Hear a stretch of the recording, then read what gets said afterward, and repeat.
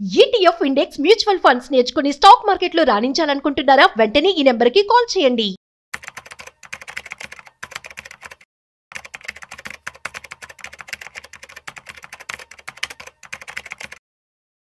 నమస్తే, welcome back to Suman TV. ప్రస్తుతం మనతో పాటు ఉన్నారు stock market analyst Sundararam Reddy గారు. నమస్తే సార్. నమస్తే సార్, మరి IPL 2025 సీజన్ నుండి చూసుకుంటే మరి ఎలా అయితే విరాట్ కోహ్లీ 18th సీజన్లో కప్ కొట్టేశారు, చాలా హ్యాపీగా ఉన్నారు అందరూ కూడా, ఎట్టకేలకు విజయం సాధించారని అనుకోవాలి.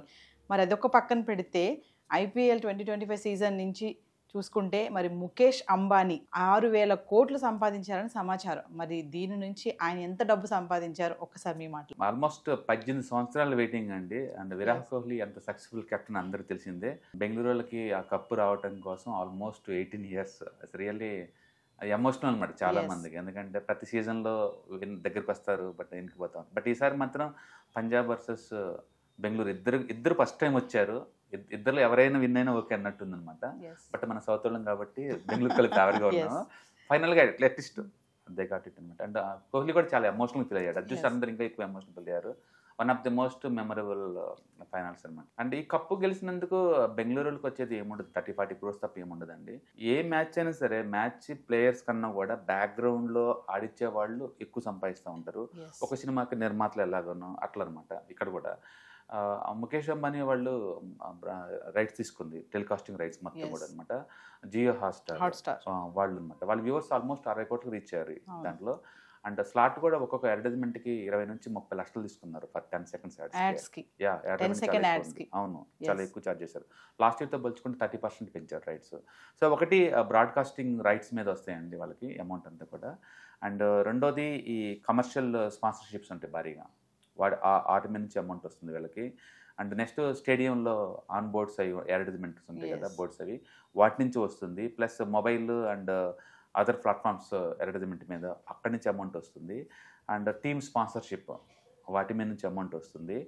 And digital and media advertisement, వీటన్నిటి ద్వారా వచ్చిన మొత్తం రెవెన్యూ చూసుకుంటే కనుక జనరల్ ఎస్టిమేషన్ ఏంటంటే 5,000 నుంచి 7,000 crores మధ్య వచ్చి ఉంటుంది ముఖేష్ అంబానీకి అని చెప్పేసి అంటున్నాను. అంటే సార్, ఇప్పుడు RCB విన్ అవడం పక్కన పెడితే అంబానీకి వచ్చినటువంటి మనీ విషయంలో కూడా చాలా అదొక విషయం అయిపోయింది. అంటే అదొక చర్చనీయాంశంగా కూడా మారింది అనుకోవచ్చు.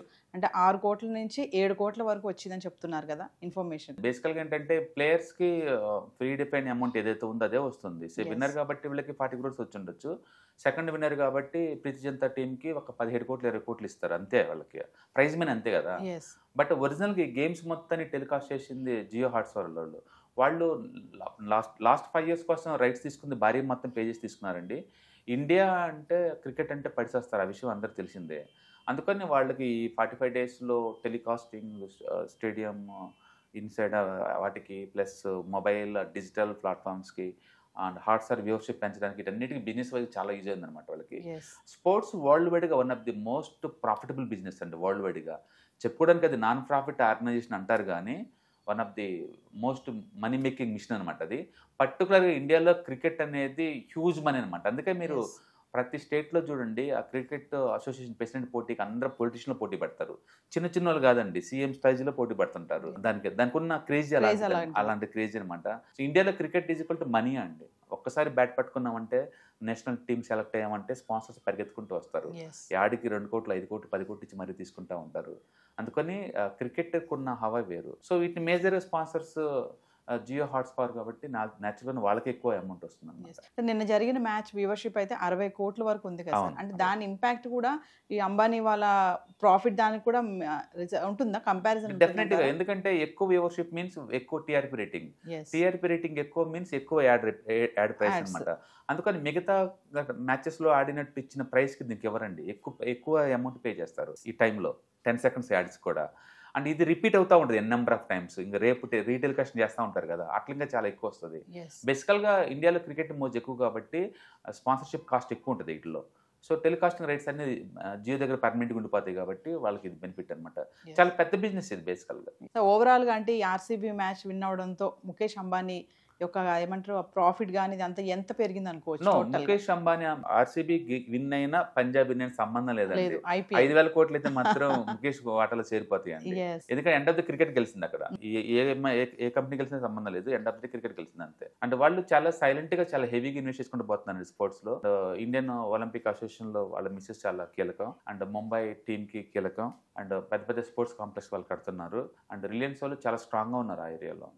స్పోర్ట్స్ ని ఒక కమర్షియల్ తీసుకెళ్తున్నారు వాళ్ళు. అండ్ ఇండియాలోని మెజారిటీ మీడియా హౌసెస్ అన్ని కూడా వాళ్ళ చేతుల్లో ఉన్నాయి. డెఫినెట్గా సూపర్ హాట్ ప్రాపర్టీ అవుద్ది స్పోర్ట్స్ అనేది రిలయన్స్ ఒక వాటా. ఎందుకంటే అది ఈజీగా కనెక్ట్ అవుతారు, యూత్ ఈజీ కనెక్ట్ అవుతారు. కాబట్టి ముందు రోజుల్లో కూడా అది ఎక్కువ కనెక్ట్ అవుతుంది. ఇప్పటికే మీడియాలో వాళ్ళు ఇండియాలో సెకండ్ బిగ్గెస్ట్ ఓటీటీ ప్లాట్ఫామ్ అండి జియో హాట్స్టార్. సో ముందు రోజులు ఇంకా చాలా ఎందుకంటే జనాభా ఎక్కువ, అంటే ఎక్కువ సినిమా చూసే ప్రపంచం ఇండియన్సే.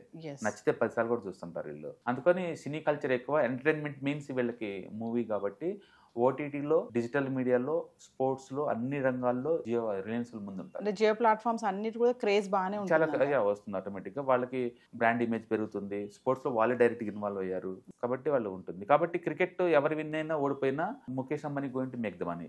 ఈ సీజన్ కి 5,000 కోట్లు ఈజీగా వచ్చేస్తాయి. కాకపోతే ఒక్కదాని నుంచి అని కాదు, టెలికాస్టింగ్ రైట్స్ నుంచి, అడ్వర్టైజ్మెంట్ దగ్గర నుంచి, స్టేడియం ఇన్ హౌస్ వాటి దగ్గర నుంచి, టీమ్ స్పాన్సర్షిప్ దగ్గర నుంచి, వీటన్నిటి దగ్గర నుంచి మనీ వస్తూ ఉంటుంది. స్మాల్ గా చూసుకుంటే సెకండ్ యాడ్స్ ఉంటాయి కదా సార్, మ్యాచ్ వచ్చినప్పుడు ఆ యాడ్స్ వస్తూ ఉంటాయి. మామూలు టైంలో మనం చూడం వాటిని. మామూలు టైంలో ఎంత ఉంటుంది దానికి?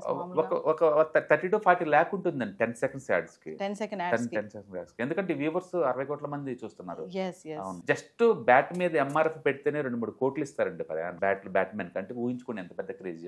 ఎందుకంటే అంత వ్యూవర్స్ కి ఆ బ్రాండింగ్ తెలుసుకోవడం అనేది, ఒకేసారి తెలియజేయడం అనేది వాళ్ళకి చాలా ఇంపార్టెంట్ అనమాట. అందుకని కొత్త కంపెనీస్ కూడా వచ్చేసి దాన్ని స్పాన్సర్ చేస్తా ఉంటారు. Like even stock broking companies లాంటి వాళ్ళే వాళ్ళు స్పాన్సర్ చేస్తారు ఐపీఎల్ ని. అంత మీనింగ్ ఏంటంటే స్పీడ్ గా ఆడియన్స్ ని అట్రాక్ట్ చేయాలంటే షార్ట్ కట్ రూట్ క్రికెట్ ఇండియాలో. దానికోసం ఎంత పే చేస్తారు. అందుకని మిగతా వాటితో పోల్చుకుంటే క్రికెట్ కొన్న క్రేజీ వేరు, అండ్ ప్రైమరీ స్లాట్ కి వచ్చే అమౌంట్ కూడా చాలా ఎక్కువ ఉంటుంది. అందుకని వాళ్ళు 1 second యాడ్ దగ్గర నుంచి 1 second, 5 second, 10 second యాడ్స్ చాలా ఎక్కువ కోట్లలో ఛార్జ్ చేస్తుంటారు. అది మేజర్ ఇన్కమ్ యాక్చువల్గా, add income. Thank you sir. Hi, stock మార్కెట్లో వాలటిలిటీకి దూరంగా ఉంటున్నారా? పోర్ట్ఫోలియోస్ అన్ని కూడా రెడ్లో ఉండి బ్లీడ్ అవుతున్నాయా? అంటే స్టాక్ మార్కెట్లో ఉండి సస్టైనబిలిటీ ఉన్న బిజినెస్ మోడల్ లాగా, లేదా స్టాక్ మార్కెట్ లాంగ్ టర్మ్లో మంచి వెల్త్ క్రియేట్ చేసుకునేలాగా ప్లానింగ్స్ ఏమైనా ఉన్నాయా? అయితే అలాంటి వాళ్ళ కోసం ఈ ప్రోగ్రామ్ అండి. ETFs, index funds and mutual funds. మా స్టాక్ మార్కెట్లో ఉండి కూడా సెక్యూర్ వేలో మనీ మేక్ చేసుకునే పద్ధతి ఏదైనా ఉందంటే రిటైలర్స్ కి ఈ 3 అనమాట. దీంట్లో కాంప్రహెన్సివ్ గా మీకు ట్రైనింగ్ అండ్ గైడెన్స్ దొరుకుతుంది. అండ్ వీకెండ్స్ లో జరిగే ఈ ప్రోగ్రామ్ లో అటెండ్ అవటం ద్వారా ETFs, index funds and mutual funds లో మీ నాలెడ్జ్ పెంచుకోండి. మీ పోర్ట్ఫోలియో మీరే మెయింటైన్ చేయడం ద్వారా ఇయర్లీ యావరేజ్ మీద 20 to 30% మనీ మేక్ చేసుకోండి. All the best. Thank you.